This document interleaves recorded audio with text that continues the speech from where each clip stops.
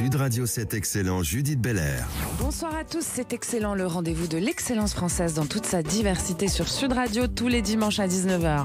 Acteur, journaliste, écrivain, enseignant, il a marqué de sa plume et de sa voix le paysage culturel français, de ses débuts sur les écrans aux émissions de radio et de télévision qu'il anime, en passant par ses écrits sur les mouvements politiques, les contre-cultures, sans oublier sa présidence de l'Observatoire des extrémismes et des signes émergents au sein de l'Université Polytechnique des Hauts-de-Seine.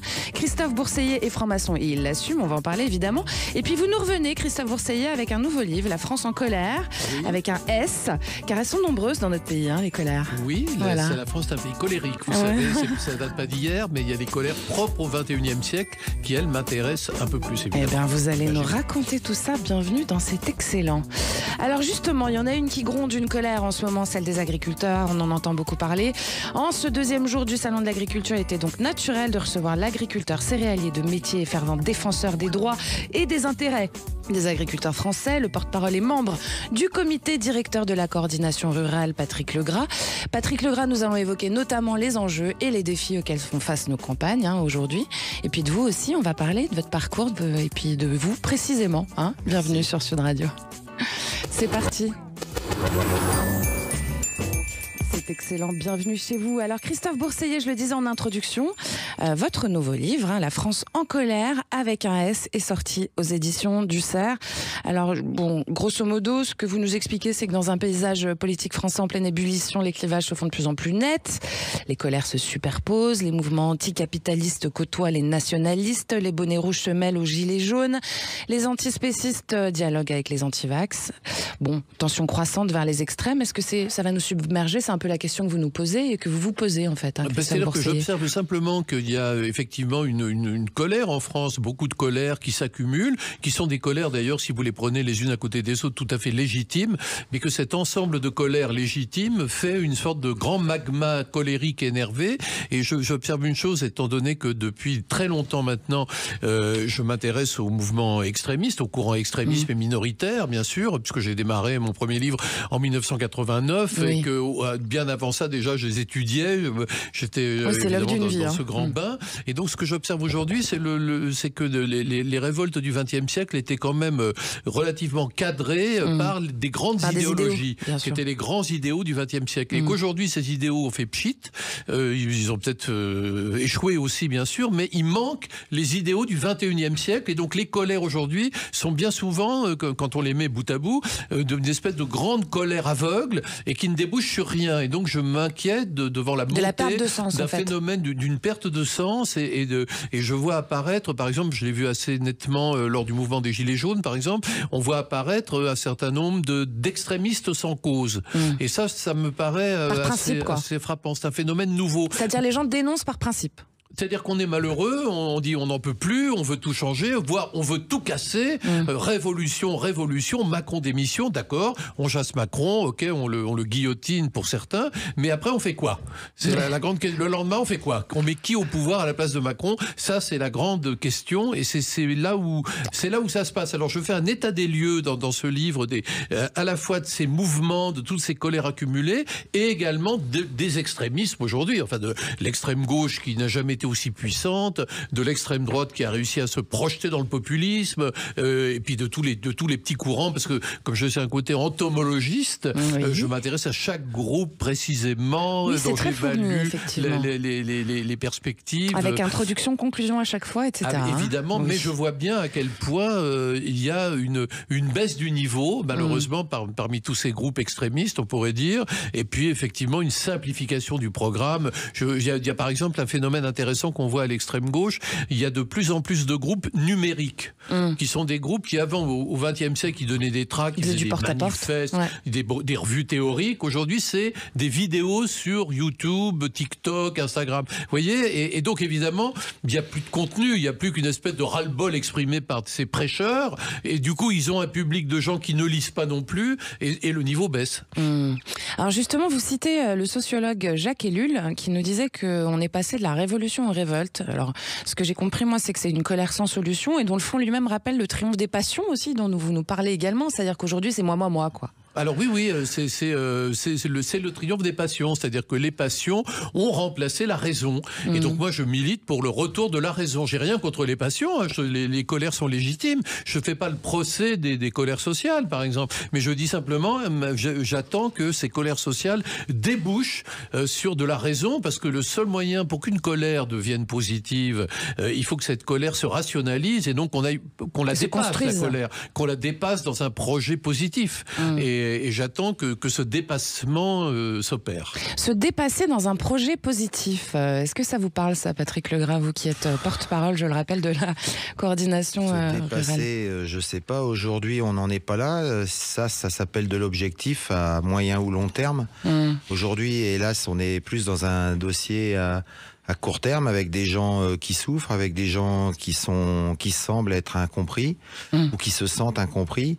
Donc ça, c'est très compliqué aujourd'hui de se projeter, parce que là aujourd'hui, comme on dit dans l'agricole, on est dans le dur. Je pense qu'à la fin du salon, on sera obligé par le temps, par le fait de retourner justement à la terre, de travailler, on sera obligé d'avoir un peu plus de recul, de se projeter. Des échecs, des erreurs, des incompréhensions, et on est plus aujourd'hui dans ce point-là, avec des gens, comme vous le savez très bien, beaucoup d'agriculteurs qui sont mal, qui se suicident. On est une profession où il y a énormément de suicides, qui n'arrivent pas à se projeter. Aujourd'hui, on a beaucoup de gens qui travaillent avec des engagements sans prix, donc non, c'est assez terne, je vais pas dire noir, parce que faut garder un peu de lueur. On est au printemps quand.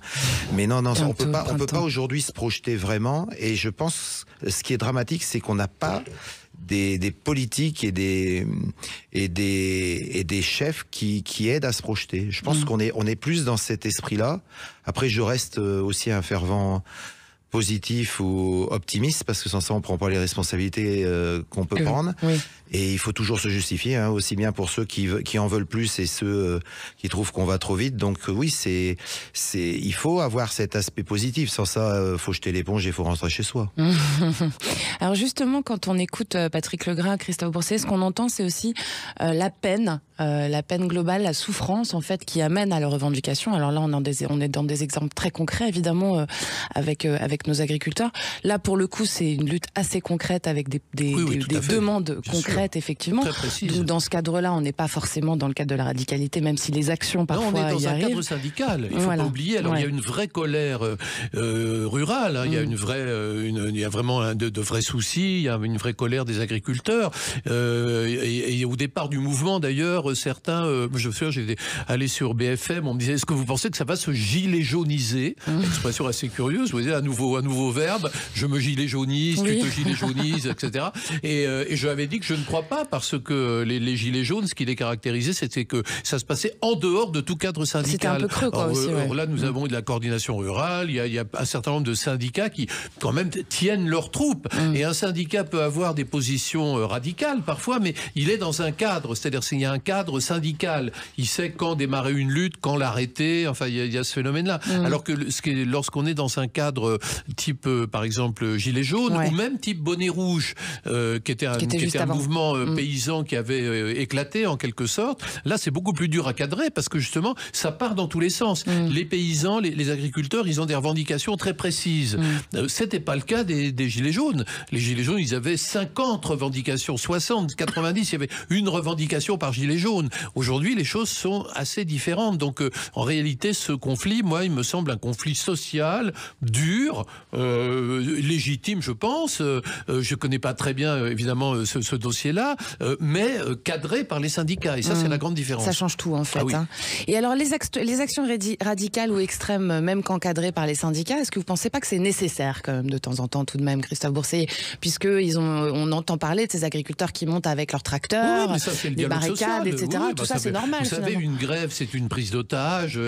De monter sur Paris, c'est le seul moyen de faire parler de vous. Enfin, voilà, il y a un certain nombre. On sait bien que ça fonctionne comme ça en France. C'est-à-dire, probablement une des limites de la démocratie en France, c'est le fait qu'on n'obtient rien quand on est dans le cadre légal. C'est-à-dire qu'il faut sortir du cadre légal, il faut impressionner pour obtenir quelque chose. Et ça, c'est un peu triste, mais regardez la lutte contre la réforme des retraites, par exemple. Il y avait quand même des centaines de milliers de personnes dans la rue à l'appel de tous les syndicats de salariés, et résultat, ils n'ont rien obtenu parce qu'ils sont peut-être parce qu'ils sont restés dans le cadre légal. Ils n'étaient pas assez radicaux, quoi. Peut-être n'ont-ils pas été assez radicaux pour impressionner l'État, vous voyez. Vous en avez besoin de ces actions au coup de poing, en fait, hein, Patrick Legras, justement, pour faire bouger les choses. Deux choses importantes par rapport à ce que vous avez dit. Bon, déjà, il faut savoir qu'il n'y a que 50-60% des gens qui sont syndiqués dans l'agriculture.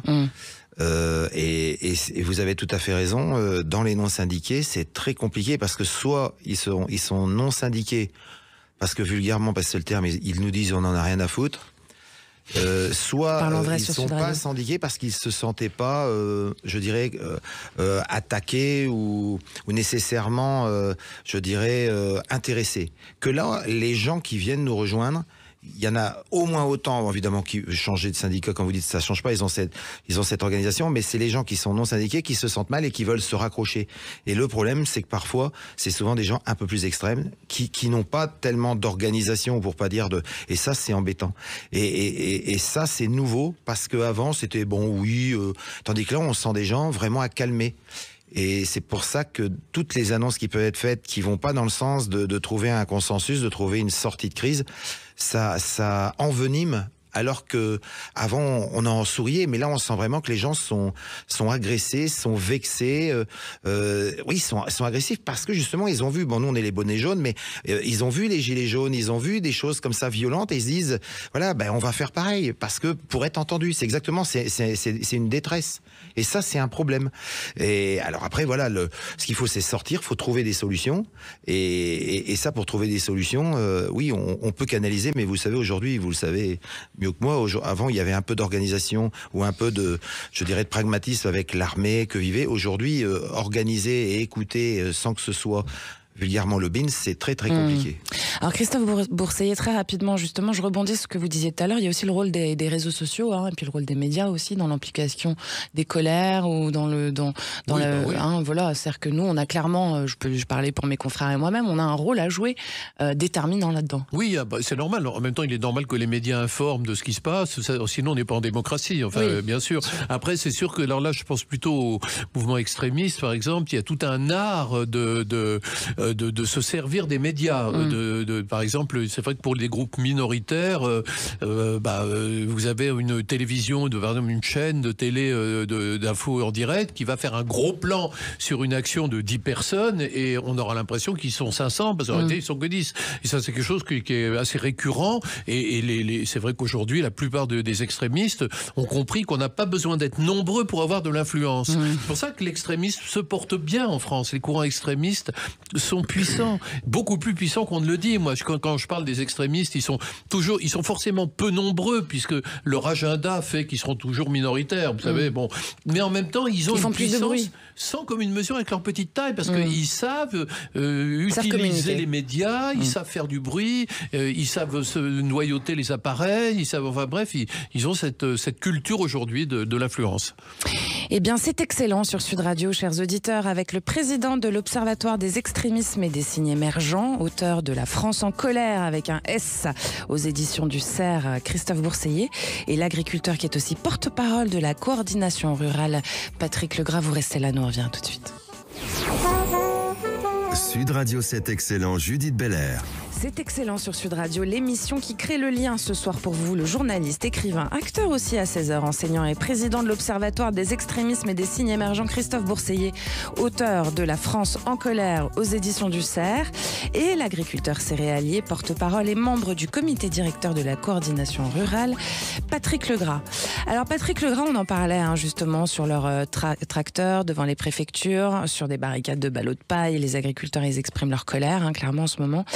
La crise agricole qu'on traverse, pour que les auditeurs comprennent un peu mieux, j'ai envie de rentrer un peu plus dans le concret de ce qui se passe déjà, à commencer par le prix d'achat bas des intermédiaires en fait de l'agroalimentaire. Ça, c'est un des premiers problèmes auxquels vous êtes confrontés dans l'agriculture.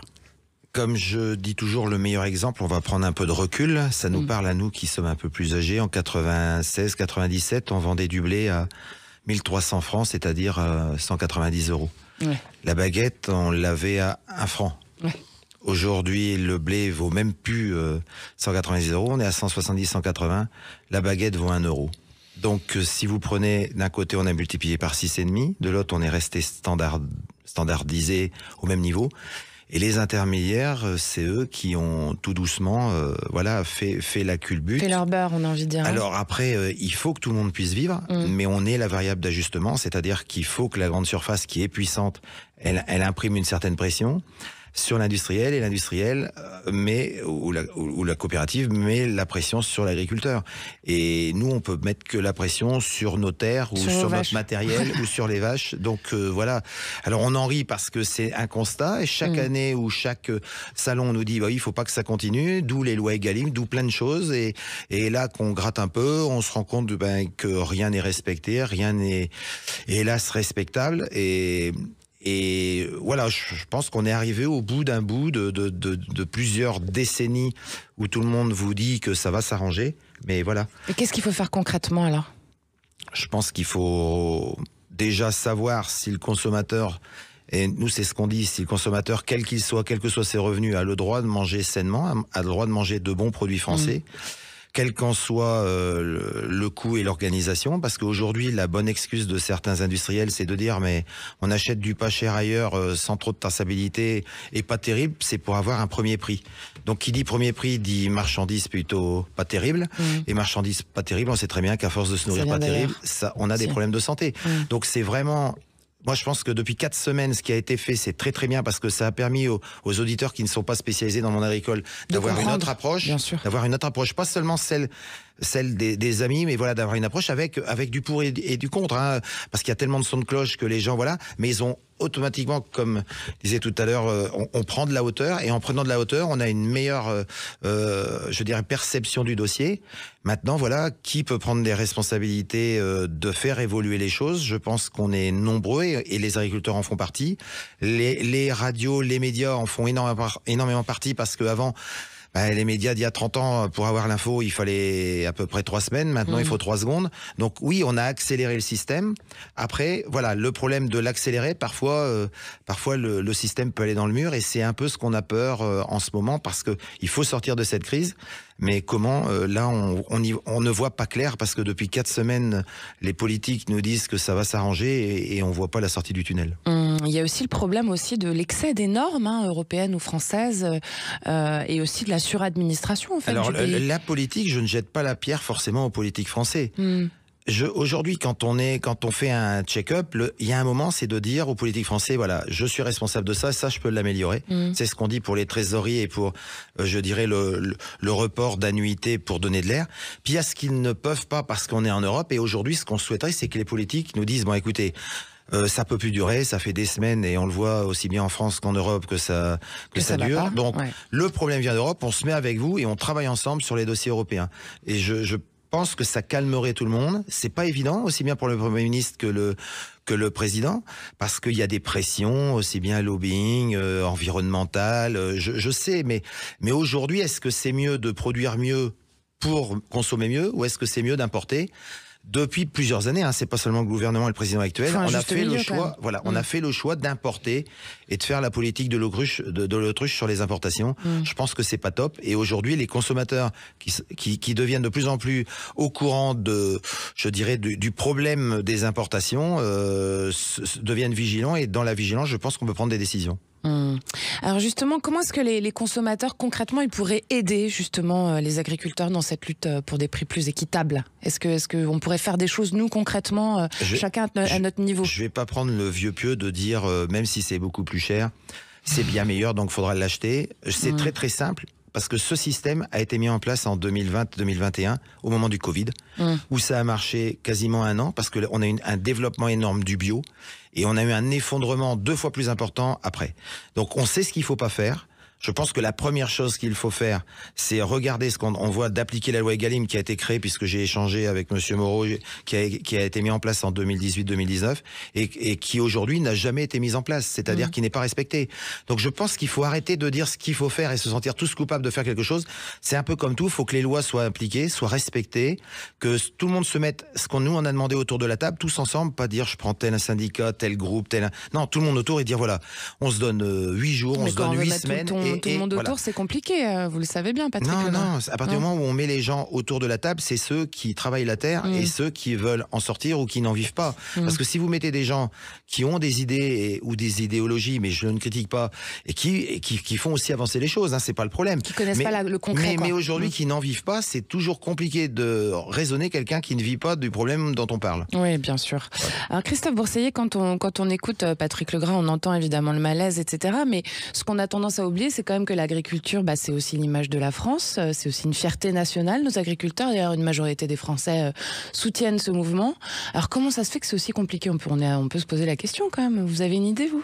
Oui, parce qu'il y a un ensemble de paramètres qui rentrent en ligne de compte. C'est-à-dire que vous avez d'un côté les revendications que le gouvernement français peut éventuellement satisfaire. Vous avez les revendications que les distributeurs peuvent éventuellement satisfaire. Et puis vous avez les revendications que les Européens, que la Commission européenne peut éventuellement satisfaire. Donc ça fait en fait plusieurs champs. Donc le gouvernement, me semble-t-il, fait ce qu'il peut. Il y a quand même eu un train de mesure assez forte de la part de Gabriel Attal, si j'ai bien entendu. Du côté de la grande distribution, je ne sais pas où ça en est. Et là, j'imagine qu'ils ont un rôle à faire. Mais ça bug sans doute. Et puis après, au niveau de l'Europe, c'est encore une autre paire de manches, parce que il faut pas oublier que ce qui est très intéressant dans ce phénomène de colère des agriculteurs, c'est qu'elle est européenne. C'est-à-dire que nous, on parle de la France en ce moment, mais c'est la même chose en Allemagne, en Espagne, partout, c'est le même phénomène. Donc là, il y a quelque chose d'assez fascinant. Évidemment, il faut observer ça de très près. Enfin, moi, de mon point de vue, j'observe de très près pour voir si d'autres catégories sociales entrent dans la danse. Alors, tout d'un coup, les extrêmes s'y collent, quoi. C'est ça, moi, qui m'intéresse. C'est-à-dire qu'il y a eu effectivement ponctuellement de quelques camionneurs, il y a eu ponctuellement quelques taxis.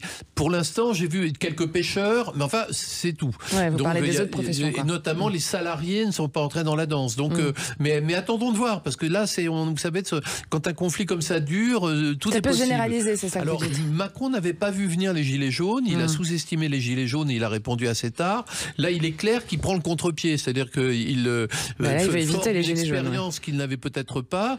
Il fait un peu ce qu'avait fait François Hollande à l'époque des bonnets rouges en 2013, c'est-à-dire réagir très vite. C'est-à-dire qu'en 2013, la révolte des bonnets rouges portait principalement sur un impôt écologiste porté par Ségolène Royal qui s'appelait l'écotaxe, et François Hollande l'avait retiré illico. Là, effectivement, le gouvernement a l'air de vouloir aller assez vite. Et Macron se mobilise, Macron lance une sorte de grand débat national. Enfin, il relance un débat national. Donc on verra. Mais c'est vrai que ce qui complique les choses, c'est les trois interlocuteurs des agriculteurs, en fait. Alors Patrick Legras, justement, vous parlez d'incarnation tout à l'heure, parce que vous êtes agriculteur de céréalier. Alors d'un point de vue plus personnel, est-ce que vous vivez justement, quelles sont les conséquences de cette situation globale sur votre exploitation à vous et votre vie quotidienne à vous ? Quand vous dites je suis céréalier, oui, je suis céréalier, mais je fais un quart de céréales. C'est-à-dire je ne suis plus éleveur, j'ai été éleveur, mais tellement de contrôle, tellement c'est à cause de ça que vous avez vulgairement d'emmerde qu'on a arrêté maintenant il y a 5-6 ans peut-être. On avait des salaires, vous voyez, des bêtes à grandes cornes, voilà. Mais non, ras-le-bol des contrôles. Donc le système était tellement bien fait, c'est que si vous aviez un problème sur votre élevage, ça vous retirait des compensations financières sur toute l'exploitation. Alors qu'on en avait très peu. Bon, moi, ça venait de mon frère qui était à 20 km. Et à un moment, on a hésité. On a dit, est-ce qu'on garde, est-ce qu'on développe ou est-ce qu'on arrête ? Et au bout de 2-3 contrôles, un jour, j'ai dit au contrôleur, c'est la dernière fois que vous venez. Alors, il m'a dit, on verra. Bah oui, l'année d'après, j'ai arrêté. Bon, ça, c'est bon. Alors, on fait des pois légumes, on fait du lin, on fait beaucoup de pommes de terre, on fait des betteraves, on fait du colza, on fait de l'avoine. Donc, j'ai toujours eu, parce qu'avant d'être agriculteur, je travaillais pas loin, je travaillais à Bretigny-sur-Orge. Je dis toujours en plaisantant, c'était la seule maison close qui était autorisée en France, puisque c'était les graines closes. Et donc, j'ai fait 7 ans des graines closes, et après, j'ai vendu des petits plants, des plants de choux, des plants de salade. Et je me suis installé, donc mon épouse s'est installée un peu avant moi en 97, et moi je me suis installé en 2000. Donc c'était une ferme familiale. J'avais mon oncle qui avait 2 filles qui ne voulaient pas reprendre. Et puis après mon frère, c'est pour ça que maintenant c'est plus grand, mais mon frère qui avait des gros problèmes de santé, on s'est associés. Mon frère est décédé il y a 2 ans. Mais voilà, c'était, oui, comme vous dites, c'est pas une mission, mais j'étais parti, on m'a dit voilà, il y en aura plus qu'un, et puis on est revenu. Mais oui, c'est un peu comme tout. Quand on a ça, on appelle ça, parce que c'est plus fort qu'en français, c'est ses racines, mais c'est les roots, c'est très important quand on parle en anglais. Mais oui, c'était ça, c'est-à-dire c'était dans mes gènes. Mes beaux-parents étaient aussi agriculteurs, et les vaches vacances, c'était j'ai mon épouse qui était à la ferme, donc on revenait, c'était à la ferme. Même quand je travaillais, les 3/4 du temps, on revenait le week-end. Oui, on aimait ça, mais il n'y avait pas ce problème actuel, c'est-à-dire les gens ils étaient agriculteurs jusqu'en 92-13, ça se passait bien, celui qui travaillait gagnait sa croûte, ça posait pas de problème. Après en 92, il y a eu ce système de mise en place de politique agricole commune, mais en garantissant le système ancien, c'est-à-dire l'après-guerre, on garantit des prix minimums, donc c'était bien, c'était une garantie supplémentaire pour que le consommateur ne paye pas plus cher, on avait dit on va vous donner un peu d'argent, comme ça on n'augmentera pas les prix. Ça, c'était qu'en 92. C'est-à-dire qu'aujourd'hui, quand vous reprenez 30 ans après, on va faire plus court, le contexte n'est plus du tout le même. C'est-à-dire les garanties, on les a plus. On fait même beaucoup de contrats sans prix. On a même des engagements, le pire, c'est le lait, où ils doivent s'engager sur 4-5 ans sans aucune garantie de prix. Et puis, évidemment, dessus se sont mis des normes, se sont mis moins d'utilisation de produits, aussi bien pour les bêtes que les cultures. Donc, mais c'était pas un problème. Sauf que le problème, le plus important problème est arrivé lorsqu'on a décidé de mettre une pression sur l'agriculture, donc la grande distribution qui l'a mise sur les industriels et les coopératives. Et les coopératives et les industriels, ils sont hyper bons pour investir, ils sont hyper bons pour être visionnaires, mais ils sont hyper mauvais quand il faut réduire leur marge. Donc, mais non, mais c'est clair, ça a toujours été, quel que soit l'industriel, pas seulement l'agricole. Donc, automatiquement, l'industriel, je prends la sidérurgie, il a été acheté beaucoup plus loin, et on le sait aujourd'hui comment ça se passe quand on dit que les batteries sont propres, ils sont propres en France, ils sont pas propres ailleurs. Et nous, agriculteurs de la terre, on nous a payé moins cher. Voilà. Eh bien, c'est excellent sur Sud Radio, avec de l'action concrète et de la vraie parole. Parlons vrai, vous êtes en compagnie de Christophe Bourseiller, qui est auteur de La France en colère aux éditions du Cerf, et du porte-parole de la coordination rurale, Patrick Legras, aussi agriculteur. Engagé, vous restez là, nous on revient évidemment. Sud Radio, c'est excellent, Judith Belair. Merci d'écouter Sud Radio, vous êtes au bon endroit, c'est excellent. Vous êtes en compagnie du président de l'Observatoire des extrémismes et des signes émergents, auteur de La France en colère aux éditions du Cerf, Christophe Bourseiller, et de l'agriculteur qui est porte-parole de la coordination rurale, Patrick Legras. Alors Christophe Bourseiller, vous nous parlez, tout y passe dans votre livre, les woke, la cancel culture, les gilets jaunes, etc. Et alors il y a un exemple que vous nous donnez qui a un peu scandalisé toute la toile, enfin en tout cas ceux qui, comme moi, ça m'a scandalisé. Ces scandaleuses transgressions justement des jeunes activistes pro-climat, on peut en parler. Oui. Alors vous nous parlez de la soupe à la tomate sur le vase avec 14 tournesols de Van Gogh, mais il y a très peu de temps, on a entendu récemment le Monet et puis Mona Lisa de Vinci, victime de ces actes qui sont totalement vides de sens, on peut le dire. Et puis alors finalement, ce qui est très étonnant, c'est que c'est totalement auto-centré, puisque finalement, ce que vous nous dites, c'est qu'on parle plus de l'organisation qui fait ça, on va pas la citer ici, on leur fera pas ce plaisir, mais on parle plus de eux que finalement de la cause en tant que telle. C'est sans doute l'objectif, c'est très difficile à dire, parce que là, il y a quelque chose dans ces révoltes. Je crois que la lutte contre la pollution, le réchauffement climatique est une lutte tout à fait légitime. Enfin, on est tous pour sauver la planète, moi priori, le premier, oui. Vraiment. Mais c'est vrai que quand on se dit que projeter le contenu d'une soupe industrielle sur la Joconde, je vois pas en quoi ça sauve la planète. Et c'est vrai que là, on se dit, il y a quand même quelque chose de bizarre dans cet acte pseudo-publicitaire, et en plus, ça se multiplie partout dans le monde, et quelque part, il y a là quelque chose qui va de pair avec, on pourrait dire, la baisse du niveau général, c'est la haine de la culture. C'est-à-dire que ça me fait penser à cette action qui avait été commise en 2019 au Canada, où dans un collège, on a décidé de brûler tous les livres dans lesquels il était fait référence aux Amérindiens, parce que c'était les offensés que d'y faire référence. Et parmi les livres qui ont été brûlés, il y avait Lucky Luke et Astérix, qui sont des œuvres particulièrement racistes et sadiques. C'est évident, on le sait bien, on est tous d'accord. Bien sûr. Mais là, encore une fois, il y a quelque chose moi, qui me gêne beaucoup, c'est qu'il y a ça brûler des livres. Voyez, oui, c'est les autodafés, c'est les nazis qui faisaient ça. Dans tous les cas, ça fait plus penser, vous savez, c'était les SS qui disaient... Ils faisaient des feux de joie à Berlin. Oui, quand j'entends le mot culture, je sors mon revolver. C'est déjà cette idée-là. Et donc là, c'est vrai que c'est extrêmement gênant. Et ça participe pour moi de cette baisse de niveau des luttes aujourd'hui, qui font que, au nom d'un impératif tout à fait louable, qui est sauver la planète, on va se livrer à des actions qui sont totalement absurdes et déconnectées de toute réalité, en prenant un air docte, en disant c'est pour sauver la planète que je viens d'asperger de soupe belles les nymphéas de Monet, alors qu'on se demande vraiment le rapport, bien évidemment. Parce que je ne crois pas que la Joconde soit une grande pollueuse. Non, a priori. Et alors, est-ce qu'on peut parler un peu des féministes radicales tout de même, parce qu'elles englobent tant l'intersectionnalité que le wokisme ou la cancel culture. C'est un peu un pléonasme, hein, tout ça, ça veut dire la même chose à chaque fois.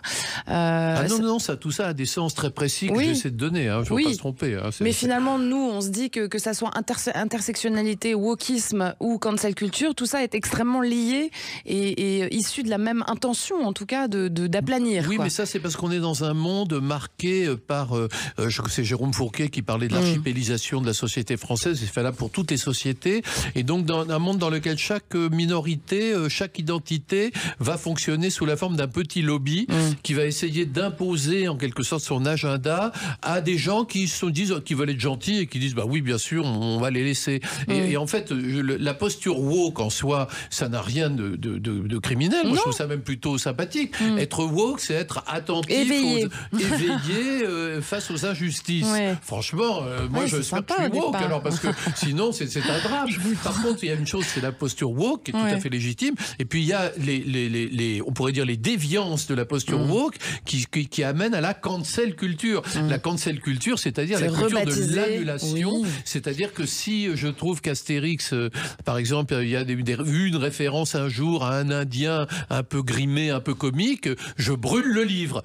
Si une pièce de théâtre... Je renomme les livres d'Agatha Christie, vous nous en parlez aussi. Si dans une pièce de théâtre, un rôle d'Africain est interprété par un Blanc, je vais manifester pour empêcher... Quand on est blanc, on n'a pas le droit de faire de reggae non plus. On n'a pas le droit de faire de reggae et on ne peut plus non plus se coiffer en dreadlocks. Par exemple, vous voyez, c'est des choses... C'est curieux, parce que... C'est absurde, on peut le dire ou pas ? Les Blancs qui se coiffaient en dreadlocks... C'était plutôt un hommage, j'ai envie de dire. Le faisaient en hommage à la culture africaine qu'ils aimaient, si vous voulez. Mais aujourd'hui, on leur dit non, vous êtes des colonialistes ou des post-colonialistes et donc vous faites de l'appropriation culturelle. Quant à ce qu'on appelle l'intersectionnalité, précisons les termes, c'est important de le dire, c'est l'accumulation des oppressions. C'est-à-dire, si je suis une femme, je suis déjà opprimée. Si je suis une femme musulmane, je suis doublement opprimée. Si je suis une femme musulmane et homosexuelle, je suis triplement opprimée. Si je suis une femme musulmane, homosexuelle et salariée, je suis quadruplement opprimée. C'est ce qu'on appelle l'intersectionnalité. Voilà. D'accord. Alors justement, pour en revenir un petit peu, Patrick Legras, à cette histoire d'écologie dont on parlait. Bon, là, on parlait de l'absurdité de ces histoires de soupe, mais il y a quand même l'écologie en général un peu plus intéressante. Alors justement, sur votre exploitation, par exemple, est-ce qu'il y a des pratiques agricoles ou des innovations que vous mettez en place pour répondre à ces enjeux environnementaux, et comment est-ce que vous faites pour le faire, parce que c'est pas toujours si simple que ça. Avec le temps, automatiquement déjà, par obligation, puisqu'on a perdu énormément de produits phytopharmaceutiques.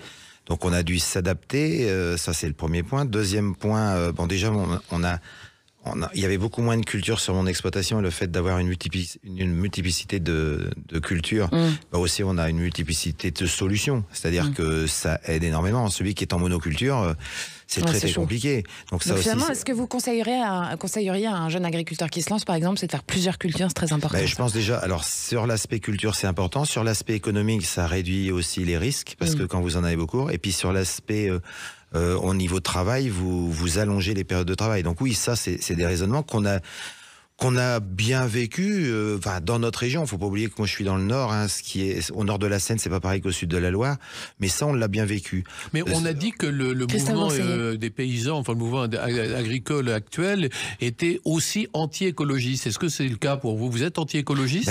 Je vois pas pourquoi on peut être anti-écologiste. Le problème, c'est qu'il faut qu'il y ait une écologie qui soit consensuelle, c'est-à-dire de diminuer tout ce qui est produit, on va dire tracteur, puisque le GNR est aussi... ça, on peut le faire, mais avec... Ce qu'on n'aime pas, c'est des compensations, et ça, on n'en veut pas. On veut pas des primes, on veut pas être une charge à la société. Et ça, on n'est que la coordination à le dire. Des compensations pour dire non. Ce qu'on veut, c'est des prix qui puissent permettre de vivre de notre produit, de notre production. Et donc, automatiquement, soit vous arrivez à augmenter les prix, parce qu'il y a plus de contraintes, soit on a des techniques, alors qui plaisent ou qui plaisent pas, mais de plantes plus résistantes à la sécheresse, de plantes à traiter moins, qui peut permettre d'avoir moins d'activité. Mais je prends par exemple le bio. Le bio, c'est très très bien, mais on a une surcharge aussi bien de main-d'œuvre et de mécanique qui est exponentielle. Donc, quand vous dites c'est bien le bio, oui, mais on a souvent moins de rendement. Et on a beaucoup plus de charges. Et là, quand on a vu le GNR, les premiers touchés, c'était les producteurs de bio. Et moi, dans mon secteur, pourtant on est dans le Nord, j'ai pratiquement 50% des gens en un an de temps qui ont arrêté parce que des produits moins chers, des charges en plus, pas de visibilité. Ben, en 1 ou 2 ans de temps, les gens, ils ont fait volte-face. Et je trouve que c'est dommage parce que là, à vouloir aller trop vite, on a démarré un système inverse à l'évolution bénéfique. C'est-à-dire que les gens, ils ont dit, ouais, c'est trop compliqué, je fais marche arrière. Et ça, c'est un peu comme dans toute société. C'est le juste milieu entre ce qui est faisable, ce qui est viable et ce qu'on voudrait avoir. Et l'utopie, il faut qu'on ait de l'idée. Mais l'utopie, parfois, fait beaucoup plus de mal que de la raison et du travail commun. Oui, et mais ça, Patrick Legras, il y a quand même une urgence climatique objective. Donc, qu'est-ce qu'on fait pour... c'est-à-dire que si on doit faire en fonction de tout le monde, on n'avance jamais. Aujourd'hui, l'urgence climatique, l'Europe, c'est 7% de la pollution. Aujourd'hui, la France, c'est un modèle, si c'est pas le modèle agricole. Ouais. Donc, le problème du modèle agricole qui ne paye pas ses agriculteurs, c'est pas un modèle. Alors, c'est un modèle. Je vais être méchant pour les hommes politiques, quels qu'ils soient, hein, que ce soit Macron ou d'autres, c'est tous pareil. Se faire voir et rester des heures, ça c'est une chose. Mais c'est bien à partir du moment où tout le monde en vit. Et aujourd'hui, comme vous disiez, ceux qui en vivent, c'est souvent la grande distribution et les industriels. Mais les agriculteurs n'en vivent pas ou mal. Alors évidemment, il y a toujours l'exception. Quand vous mettez une émission, il y a toujours une émission qui vont vous montrer qu'un petit créneau ou qu'un système marche bien. Et je ne dis pas le contraire. Mais aujourd'hui, 80 à 90%, par exemple les céréaliers aujourd'hui, ils vont rien gagner. À 160 € avec tout ce qu'on a amené d'Ukraine, ils ne vont rien gagner. Vous parlez de vous concrètement là aussi ? Non, parce que moi je suis plus aujourd'hui. Je vous dis, je n'ai qu'un quart de mes céréales, mais j'ai eu Vous avez eu cette problématique. Il y a des gens qui peuvent pas faire autre chose. Il y a des gens qui peuvent faire que du blé ou du maïs. Et ces gens-là, ils sont en plein dans la crise dès cette année. C'est pas si simple que ça. Non, c'est très compliqué. Et ces gens-là, ils ont rien à perdre. C'est-à-dire, soit ils vont arrêter, soit, je vous dis, ils ont rien à perdre parce qu'ils savent que les coûts là aujourd'hui du prix, le prix aujourd'hui ne couvrira pas leur charge. Donc on va vers des interruptions massives de carrière, c'est ça que vous nous dites en fait, Patrick Legras. Je vais prendre un exemple d'un producteur de cognac qui a cette chance d'avoir un peu de cognac et d'avoir des céréales. Il me dit, bon, l'année prochaine, je cultive plus parce que le blé, ça fait 3 ans que je gagne rien, donc ça sera des friches, je m'en fous. Et ça, vous croyez que c'est un modèle ? Est-ce que vous croyez que c'est un modèle ? Et parce qu'il a le cognac. Mais celui qui n'a pas le cognac, alors il laisse tout en friche. Donc non, c'est un problème de société, parce qu'évidemment le blé, le pain, ça fait pas rêver. Vendre du champagne, vendre du cognac, vendre du foie gras, même si ça va pas, ça fait rêver. Mais vendre du blé, du maïs pour les poules, ça fait pas rêver. Donc c'est aussi un problème de perception. Et le producteur, il se dit, si c'est comme ça, j'arrête ou je balance tout. C'est un problème marketing en fait, ce que vous nous dites là. Il y a aussi cet aspect-là. Quand vous êtes mal payé sur un produit qui est pas valorisant et qu'en plus on s'occupe pas de vous ou qu'on veut pas vous aider au niveau de la trésorerie alors que ça ne coûte rien à la société, oui, il y a un problème. Et c'est ce qu'on demande nous, c'est de régler d'abord la perception et les problèmes tout de suite là, je dis toujours, sans que ça coûte à la société. Et ça, c'est important. Important de le noter, effectivement. Chers auditeurs, vous écoutez C'est excellent sur Sud Radio avec Christophe Bourseiller, auteur de La France en colère aux éditions du Cerf et le porte-parole de la coordination rurale, Patrick Legras. Ne partez pas trop loin, nous on revient. Sud Radio, c'est excellent, Judith Belair. C'est excellent et c'est sur Sud Radio, mais ça vous le savez déjà. Vous êtes en compagnie du président de l'Observatoire des extrémismes et des signes émergents, Christophe Bourseiller, et de l'agriculteur porte-parole de la coordination rurale, Patrick Legras. Alors, Christophe Bourseiller, dans votre vie, vous avez, on va parler un peu de vous, messieurs, quand même, parce qu'on est aussi là pour ça. Vous avez fait l'acteur, notamment. Dans mon jeune âge, principalement. Ouais. Oui, alors, je voulais en parler quand même, parce que vous n'avez pas fait l'acteur avec n'importe qui. Non. Vous avez fait, par exemple, un film avec Yves Robert, qu'on connaît. Un éléphant, ça trompe énormément. Oui, mais en particulier celui-là, parce qu'il vous en a fait plusieurs. Vous avez travaillé aussi avec Jean-Luc Godard. Oui. Vous avez fait des pièces de théâtre. Voilà. J'étais comédien, donc je faisais tout ce qu'un comédien doit faire. Et ça, c'est dans une vie d'avant, quoi. Vous avez arrêté à un moment donné. C'était familial chez vous. Je suis un enfant de la balle. Vous savez, toute ma famille était dans le théâtre. Donc, en fait, j'ai démarré à l'âge de 4 ans dans le salariat en tournant dans La Guerre des boutons d'Yves Robert. Donc, à partir de là, j'étais un peu prédestiné. Et là-dessus, à l'âge de 18 ans, j'étais un étudiant en philo et un gauchiste un peu sentencieux. Et là-dessus, Yves Robert vient me chercher, me donne un rôle dans Un éléphant, ça trompe énormément, succès mondial. Ouais. Donc je me retrouve d'un seul coup avec les filles qui se jettent à mon cou, si je puis dire, avec l'argent qui afflue, enfin voilà. Donc je laisse tomber mes études, je deviens comédien et je vis un rêve.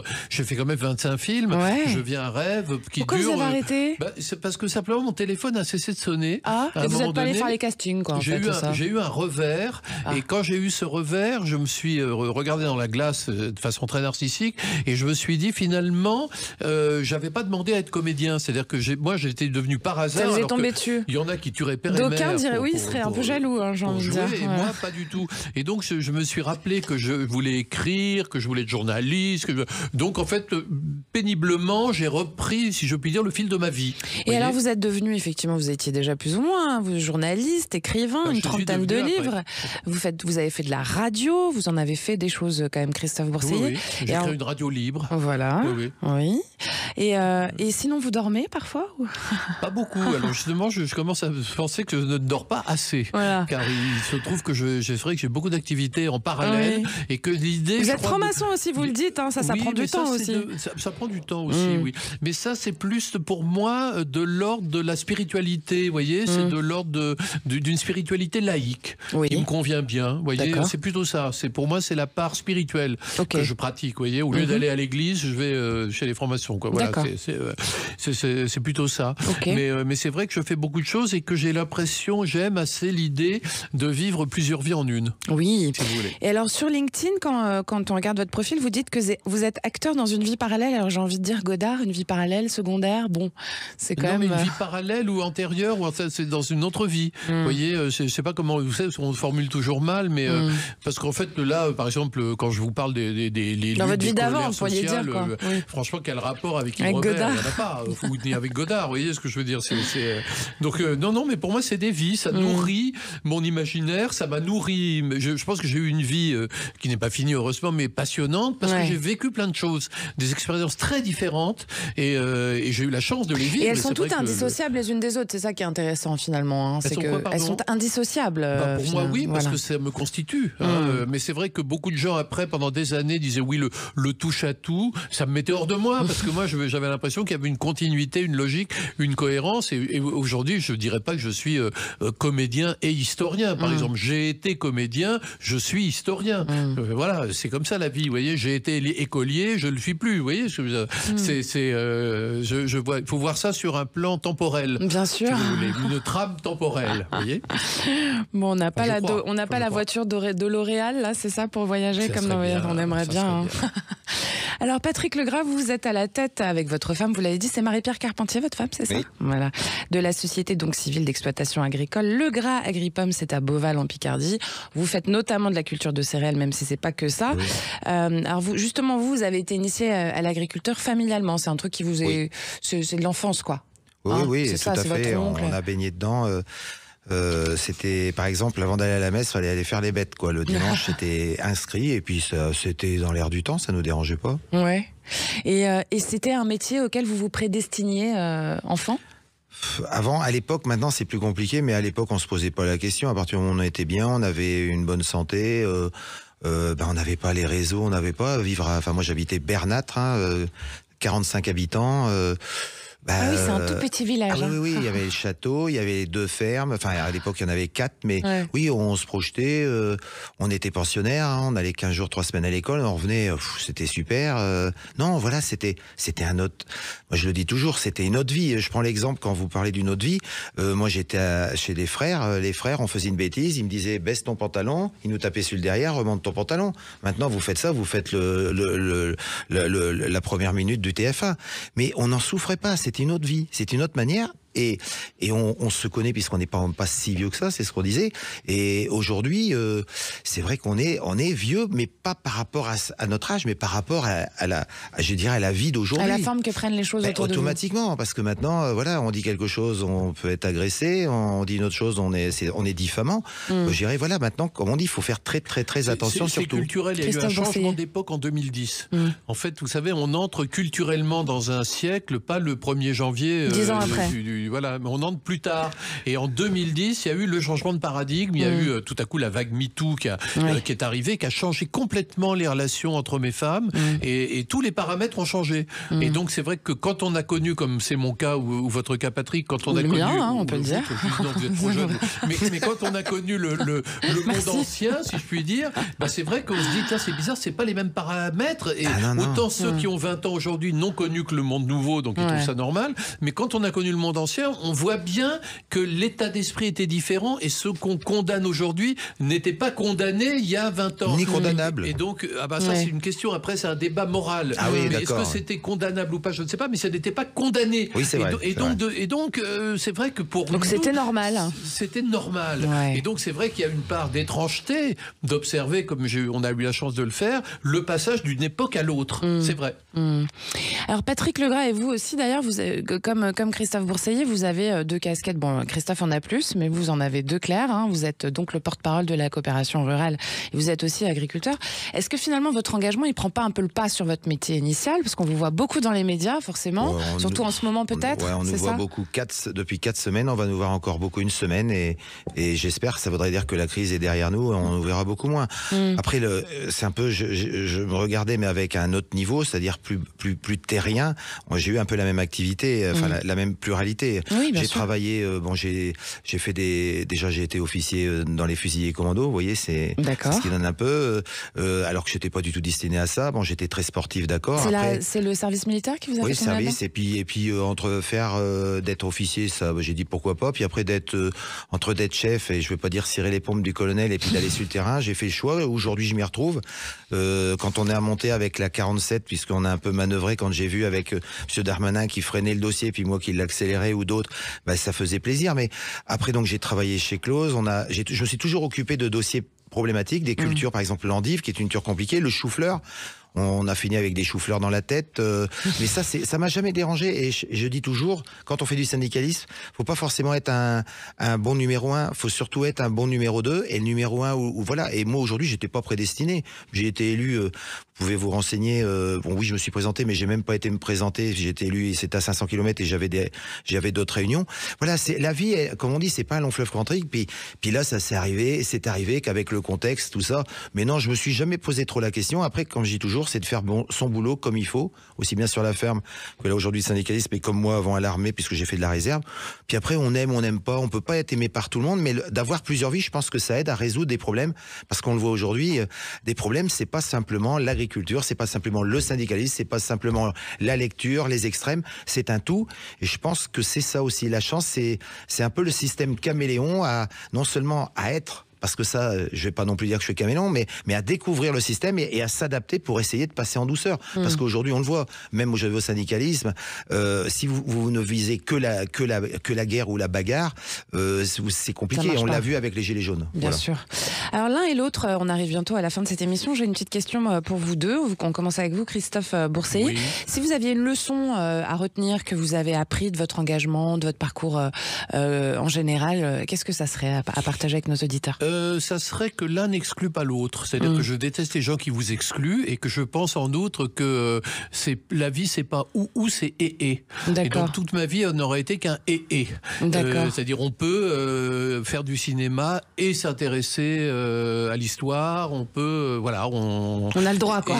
Et les gens qui vous mettent dans des cases, et les gens qui veulent exclure l'autre pour 1000 raisons, sont des gens qui ont une prison dans la tête, et ça ne me convient pas. Voilà, donc votre meilleure leçon, c'est le et, Christophe Bourseiller. L'un n'exclut pas l'autre. Et vous, Patrick Legras ?